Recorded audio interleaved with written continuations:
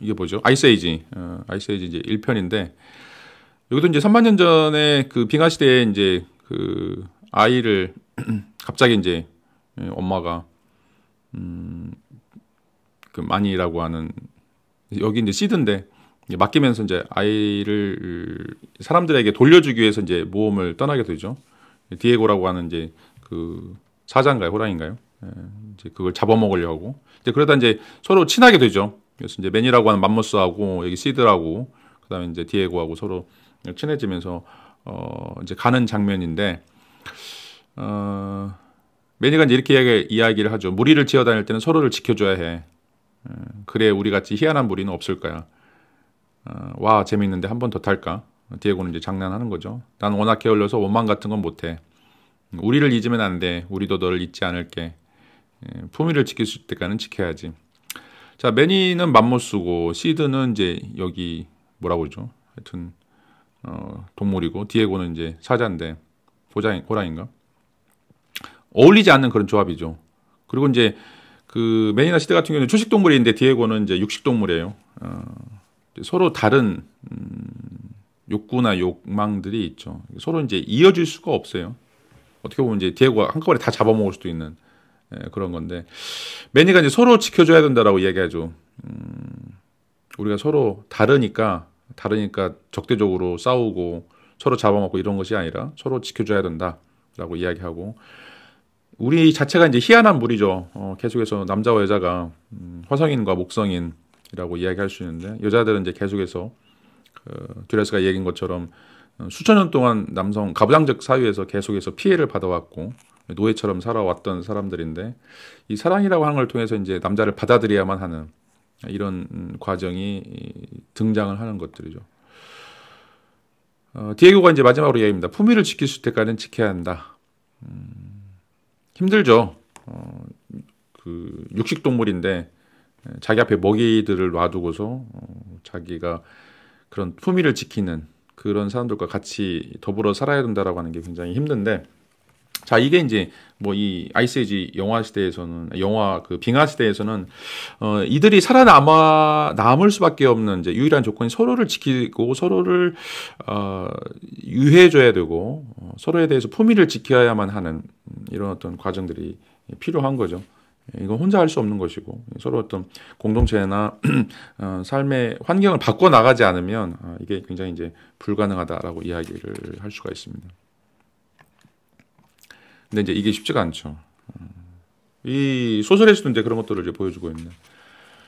어느 새벽에 이제 민이 이제 그 미라의 집에 찾아가는데, 이 사람도 웃겨요. 왜 갑자기 이제 미라가 생각나면 이제 미라의 집에 찾아가요. 근데 이제 굉장히 미라는 싸늘하게 대하죠. 작업에 이제 몰두하고 있고 전혀 민에게 이제 관심도 보이고 있지 않아요. 그러다 이제 깜빡 졸았어요.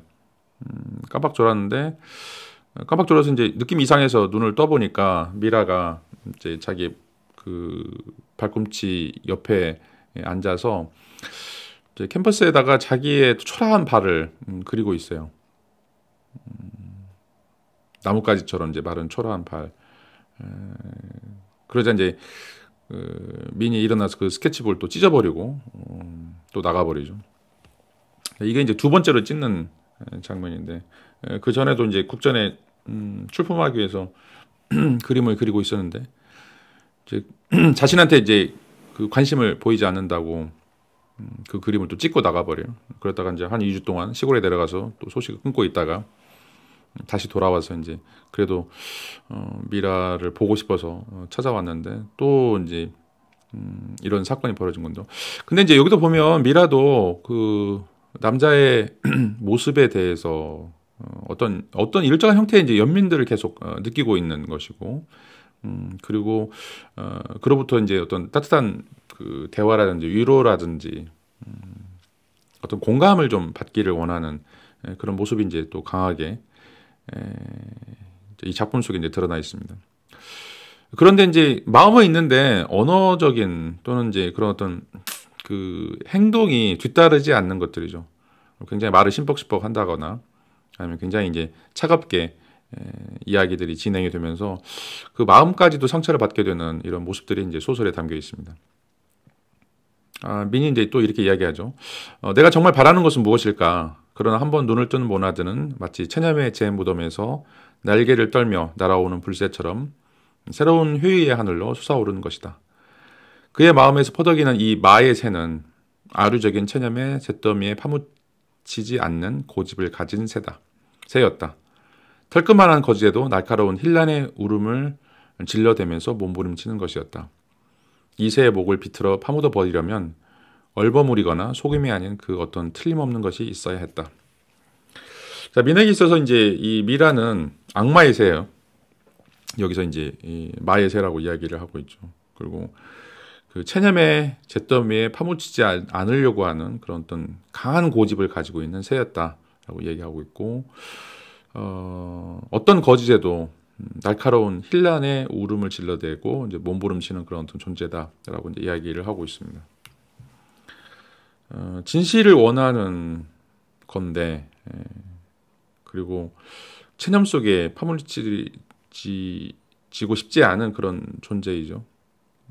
그런데 이제 이런 존재들끼리 모여서 어떤 이제 그 의사소통, 진정한 마음을 이제 털어낼 수 없는 이런 모습들이 이제 보여지고 있죠. 물론 이제 처음에는 굉장히 좋고 이 관계를 시작하면서는 이제 어떤 환상들이 있게 되지만 이게 이제 점차 시간이 가면서 이런 상대방에 대한 인식들을 우리가 이제 잘 알고 있음에도 불구하고 그것들을 우리가 좀 소홀히 하거나 아니면 이제 그것들에 대해서 뭔가 그 상대방에 대한 그 인정이나 상대방에 대한 그 위로보다는 오히려 자기 자신 이제 그런 사람들로부터 위로받고 싶어하는 그런 또 욕구들이 생겨나게 되고 그것들이 어떻게 보면 이제 충족되지 못하면서 여기 이제 민하고 미라처럼 서로 충돌하게 하는 이런 어떤 장면들이 좀 나오게 됩니다. 또 이제 민이 이런 이야기를 하게 되는데 쌍두의 뱀처럼 상대방을 물어뜯으면서 자기 몸에 닥치는 짜릿한 마조이즘을 즐기는 저 밤의 일을 위하여 인간이 한 몸이 된다는 것은 얼마나 괴로운 것인가, 괴로운 짐인가라고 이야기를 하고 있죠. 이제 민은 미라와의 관계 속에서 이런 이제 상상을 하는 거죠. 앞에 이제 성이 있는데 미라라고 하는 성이 있는데 그 성을 공략도 못하고 이제 그 성에 있는 성주는 굉장히 또 고독한 성주예요. 그러면서 자기 자신을 버리지 못하는 그런 성주이고 성을 공략도 못하면서 또 이제 그냥 또 지켜보지도 못하고 들어가지도 못하고 나가지도 못하고 이런 어떤 상황이 바로 이제 민이 미라와의 관계를 예시하고 있는 그런 하나의 장면, 이미지라고 이제 이야기를 할 수가 있습니다. 그래서 이제 서로 사랑한다라고 하는 의미에서는 이제 둘이 한 몸이죠. 근데 이제 대가리가 두 개예요. 고독한 성주, 두 개의 성이 있는 거죠. 그러면서 서로 이제 욕구가 다르죠. 서로가 생각하는 게 다르고 물론 이제 한 몸이고 서로 사랑한다라고 하지만 그래서 서로 상대방을 물어뜯고 자기가 오르니까 자기가 이렇게 해야 되니까 자기가 아프니까 그러면서 또 자기 스스로 이제 그런 어떤 짜릿한 마조히즘을 느끼는 이런 방식의 삶을 사는 것을 이제 민이 그 미라와의 관계 속에서 하나의 상징화시킨 장면이라고 이제 이야기를 할 수가 있습니다. 또 이제 여기서도 이제 그 성관계를 맺으면서도 뭔가 영혼 없는 그런 관계들이 이제 보여지고 있어요. 그 아무 염치도 없이 숨을 몰아쉬는 그런 때 그녀는 오히려 먼 곳을 보는 눈치로 골똘히 생각에 잠긴 것을 문득 보는 때가 많았던 것이다. 라고 이제 이야기를 하고 있죠. 어떻게 보면 이제 육체적으로 이런 어떤 둘이 하나가 되는 그런 굉장히 중요한 순간이다라고 이야기를 하지만 여자는 그거에 전혀 관심이 없는 오히려 이제 그 남자 자체를 뭔가 짐승으로 만들어주는 뒤에 가시면 그렇게 이제 이야기를 하는데 여기도 이제 아무 염치 없이 숨을 몰아쉴 때 뭐 이렇게 이야기하고 있죠. 그러니까 서로 이제 관계를 맺고 있긴 하지만 정신적으로 이제 교감이 되지 못하는 이런 모습이 몸은 하나지만 정신적으로 하나를 나누지 못하는 이런 모습들이 굉장히 이제 안타까운 모습으로 이제 등장하고 있습니다. 자, 이제 최근에 나왔던 영화 중에 이제 2014년 DMZ 국제 다큐멘터리 영화제에서 이제 수상을 했던 니마 그 강을 건너지 마오. 공무도화가 니마 그 강을 건너지 마오. 자, 여기서는 이제 98세 조병만 할아버지하고 89세 강계열 할머니가 이제 결혼을 76년 동안 해온 장면들이 있는데, 혹시 이제 다운받아 볼 수 있으면 이제 이 장면을 한번 영화를 보세요. 76년 동안 이분들의 삶은 어떻게 보면 이제 정말 진실하다라고 생각이 드는데, 진실하다라고 하는 것은 서로 정신이 하나가 되어 있다라는 생각이 들 정도로 남편은 아내를, 아내는 또 남편을 서로 이해하고 서로 무슨 생각을 하는지 그것들을 격려하고 그것들에 대해서 하나의 어떤 그 짜증이라든지 원망이 없는 그런 모습. 물론 이제 할아버지가 먼저 돌아가시는데 영화에서 할아버지가 돌아가신 장면이 나올 거예요. 그러니까 몸은 하나이면서 정신이 다른 연인들과 몸은 떨어져 있더라도 정신이 하나인 연인들의 차이가 이 영화에서는 좀 아주 극명하게 보여주고 있습니다. 이런 이제 커플들이 이런 관계가 굉장히 중요하지가 않아요. 그 다큐멘터리를 보는 내동 대부분 다 이제 눈물을 흘리게 되는데, 그런 어떤 애절한 사랑, 뭐 굉장히 평범한 이야기들을 하고 있어요. 뭐 어떻게 가서 밥 먹고 뭐 낙엽 치우고 그다음에 지나가니까 할머니가 꽃을 할아버지에게 달아주고 뭐 기타 등등 이런 아주 사소한 것들인데, 그런 사소한 삶 속에서도 어떻게 우리가 이제 정신적으로 하나가 될 수 있는가라고 하는 것들을 아주 잔잔하게 보여주고 있습니다. 76년 동안의 결혼 생활, 상상하기 굉장히 힘들죠. 이런 사랑이 이제 어떻게 가능한 것인지가 이제 이 영화에서 이제 보여주고 있습니다. 그런 반면에 이제 이 민과 미라의 사랑, 민이 또 이렇게 이야기하죠. 강제가 아닌 바에 몸을 섞는 어느 한편이 다른 한쪽을 어색하게 해서는 안 된다. 한 움큼 모래를 씹는 텁텁한 노여움은 그를 몰아 거칠게 만들었다. 자기와 불로 저쪽의 불길을 불러일으키는 것이겠지만 그 효염은 미상불 의심스러운 것이었다. 서로 이제 몸을 섞으면서도 한편의 공감이 이루어지지 않는 건, 이거는 어떻게 보면 이제 모래를 씹는 것처럼 굉장히 달콤한 사랑인데, 그 달콤한 사랑을 나누면서도 머릿속으로는 모래를 씹는 것처럼 이런 어떤 노여움이 생길 수밖에 없는 거, 공감이 되지 않는 것들이죠. 그렇게 또 이야기하죠. 미라는 나 혼자만을 짐승을 만들어주려고 이 일을 하나? 왜 그런 그녀는 벌떡 몸을 일으켜 민의 가슴에 기대면서 오래 그의 입술을 빨았다. 침대 스프링이 가라앉았다가 되살아오는 것을 알린다. 그녀의 눈 속에는 헝클어진 빛이 있었다. 제가 그렇게 못난 여자라면 우선 제가 제 자신을 용서하지 않을 거예요. 관계를 맺으면서도 이제 그 전혀 반응하지 않는 모습을 보면서 이제 민이 이렇게 이야기를 하는 거죠. 나 혼자 짐승 만들려고 이렇게 하나? 왜 그런 말씀하세요? 미라가 이렇게 답하죠. 그러면서 또 이제 마지못해서 응수를 해주는 이런 장면이 나오는데, 자, 끊임없이 뭐 육체적인 결합이 됐든 뭐 정신적인 결합이 됐든 이제 이 결합을 하려고 하는 이제 노력들이 있게 되는데, 민은 이제 계속해서 끊임없이 뭐 동거도 해보고 그 동거 이후에도 굉장히 크게 다투고 이제 나와서 또 생각날 때마다 미라를 찾아가고 노력하지만 그 안에 결핍이 있죠. 그 멈출 수 없는, 또 메꿀 수 없는 어떤 그런 어떤 결핍이 그 안에 있고, 그런 결핍 때문에 자기를 이제 채워넣지 못하는 거죠. 자기 마음속에 타인을 채워넣지 못하고 또 타인 마음속에 이제 자기를 채워넣지 못하는 이런 것들. 자, 이거는 이제 아까 그 처음에도 이야기했던 것처럼 우리 자신이 뭔가 공허함을 채우기 위해서 타인을 그 공백에 집어넣으려고 하는 순간, 이제 이런 헛바퀴 도는 그런 결핍들을 계속해서 확인할 수밖에 없다라고 이제 이야기를 할 수가 있습니다.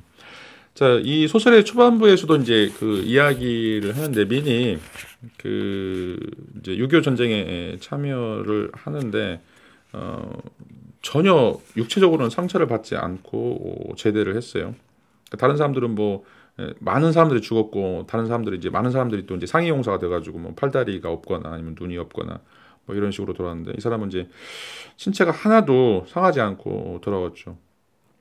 그런데 이제 그 6.25 신체는 상하지 않았지만 이제 그 정신은 이제 이 3년간의 그 전투에서 어떤 트라우마들이 어떤 굉장히 강력한 트라우마들이 이제 생긴 것처럼 이 소설은 이제 묘사를 하고 있죠. 우리가 이제 6.25 전쟁도 마찬가지고 베트남 전쟁도 마찬가지고 이제 전쟁에 참여하면 뭐 자기가 원하든 원치 않든지 간에 그런 굉장히 이제 인생의 밑바닥을 경험할 수밖에 없고 굉장히 치열한 그런 어떤 전투에서 죽고 죽이는 그런 정말 그 인간으로서 상상할 수 없는 모든 일들을 이제 겪게 되죠. 그러면서 이제 육체는 완벽하다라고 하지만 정신은 이제 그것에 의해서 여러 가지 결핍이나 공백들이 이제 만들어지게 되는데 그런 것들을 이제 이 미라와의 사랑을 통해서 채워보려고 하는 것들이죠. 근데 이제 육체적으로는 결합이 되는데 여전히 정신적으로는 하나가 되지 못하는, 그리고 그 하나가 되지 못하는 방식이 둘 다 자기의식을 가지고 있기 때문에, 그리고 그 자기의식을 가지고 있는 자기들은 자기성을 갖고 있는 또 고독한 군주인 그런 사람들을 또 그 사랑의 대상으로서 삼고 있기 때문에 이게 이제 계속해서 맞물려서 그 결핍이나 트라우마들을 계속 확장시키는 것이다라고 이제 이야기를 할 수가 있겠죠.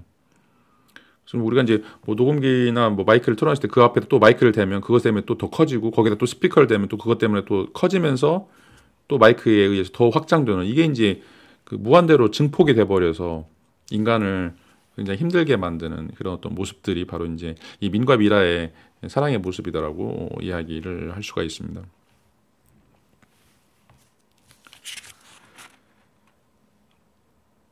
자, 이런 삶을 살다 보면 자, 우리는 이제 넉넉하게 포용하거나 조화에 이를 수 없게 되는 것들이죠. 그리고 이제 너무 자기 자신에게 충실하다 보면 그 몸과 마음이 하나가 될 수가 없고 또 상대방에 대해서 자기 자신을 기꺼이 바치려고 하는 상호의 완성을 위해서 자기 자신을 바치려고 하는 이제 이런 것들이 없다라고 이제 이야기를 하는 거죠.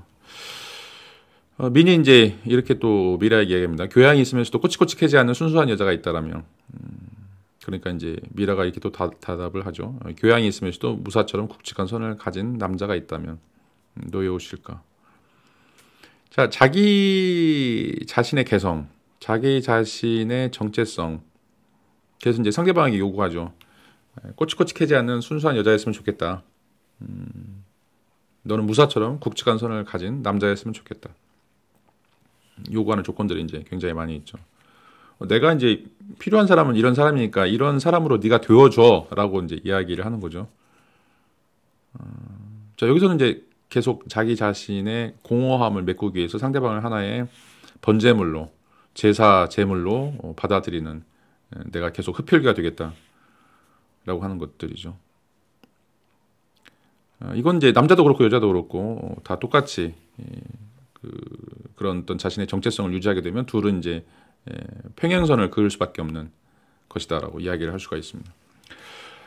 이런 방식으로 이제 두 모나드들, 창문이 없는 두 모나드들에게는 이제 예정된 조화가 없다. 라이프니츠나 이제 스피노자가 이야기한 예정된 조화다라고 얘기하는데 이 평행선으로 가기 때문에 서로 만날 수 없는 거죠. 너는 순수한 여자였으면 좋겠는데 아니면 대충 내가 너를 이용하고 말 거고, 너는 이제 굵직한 선을 가진 남자가 아니라면, 무사가 아니라면 나도 너에 대해서 뭐 기꺼이 100% 헌신하지 않을 거고 그냥 내가 원하는 만큼에서만 너를 취할 것이다. 그리고 끝. 뭐 이런 것들이죠. 미는 이제 계속 미라와 이런 과정 속에서, 이런 다툼의 과정 속에서 이제 정임과 이제 사귀게 되는데, 이 정임은 이와는 좀 굉장히 다른 형태의 이제 삶을 살게 되죠. 자, 여기서 이제 이 모나드라고 하는 이제 이야기가 나오는데, 이제 이 모나드라고 하는 이야기를 좀 철학적으로 좀 설명을 드리도록 하겠습니다. 이 모나드라고 하는 말을 이제 처음으로 쓴 사람은 이제 라이프니츠라고 하는 이제 독일 철학자예요.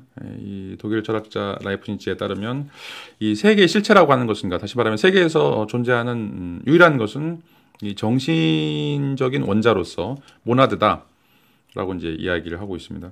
그래서 이제 개개인은 하나씩의 모나드를 지니고 있고, 그런데 이제 이 모나드라고 하는 것은 창문이 없는 단자예요.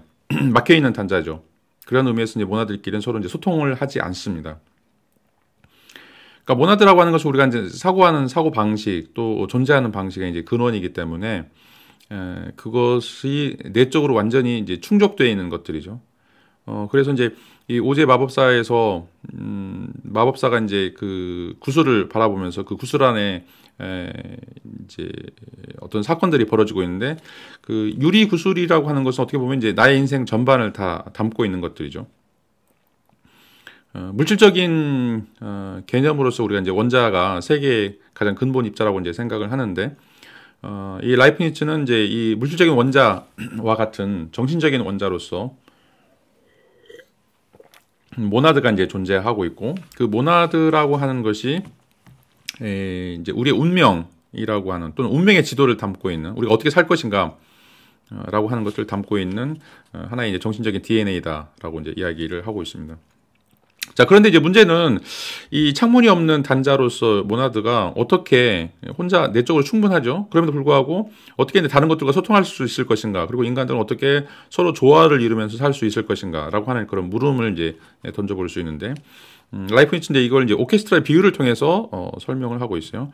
자, 악기가 서로 다르죠. 피아노, 뭐 비올린, 비올라, 아니 피아노, 뭐 바이올린, 비올라, 뭐 기타 등등 여러 이제 악기들이 있는데, 자, 이게 이제 악기들이 서로 다름에도 불구하고 서로 조화를 이루면서 음을 내는 거죠. 심포니라고 하는 교향곡을 이제 이뤄낼 수 있는데, 여기서 중요한 것은 이제 그 스스로는 이렇게 조화를 이룰 수 없기 때문에 그런 모나드 밖에 있는 지휘자가 필요한 거죠.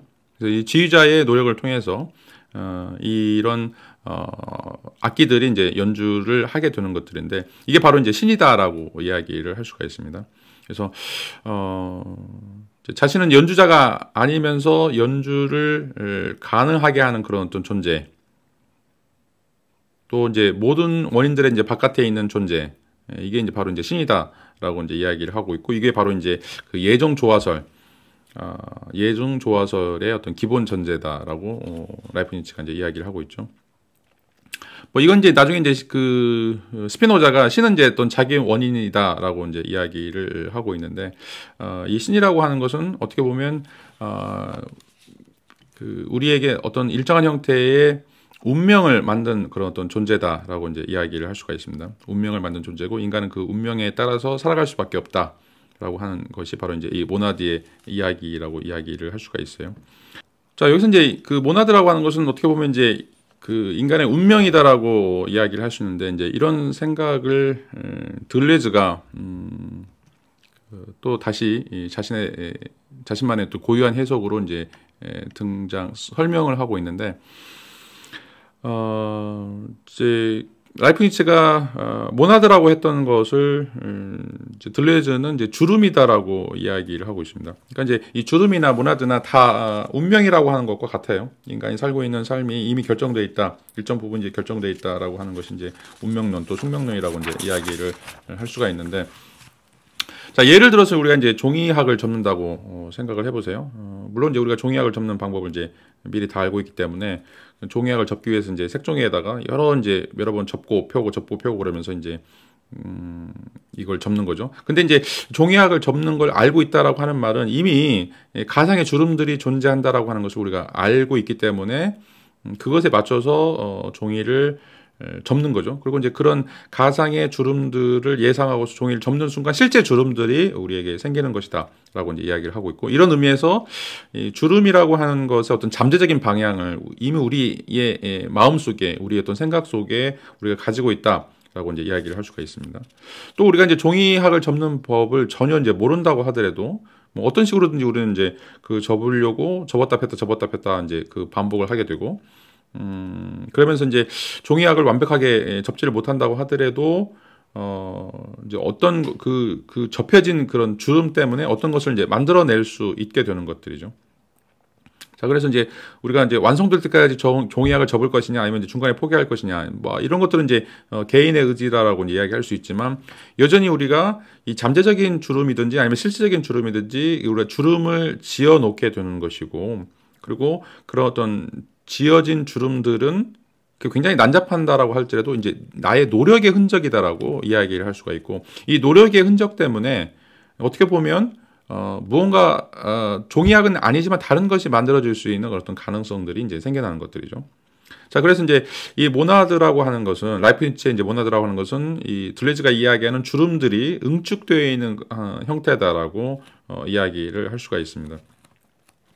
그러니까 어떻게 보면 이제 이 창이 없는 단자로서 굉장히 뭐 고지식하고 완고하고 이게 이제 전혀 다른 것으로 변할 가능성이 없다라고 생각되지만, 이 주름이 있기 때문에 오히려 다른 것으로 만들어질 수 있는, 다른 것들이 만들어질 수 있는 어떤 생성의 가능성, 종이학이 아니라 어떤 다른 것들이 만들어질 수 있는 어떤 생성의 가능성들이 또 여기에서 이제 발견된다라고 이제 이야기를 할 수가 있습니다.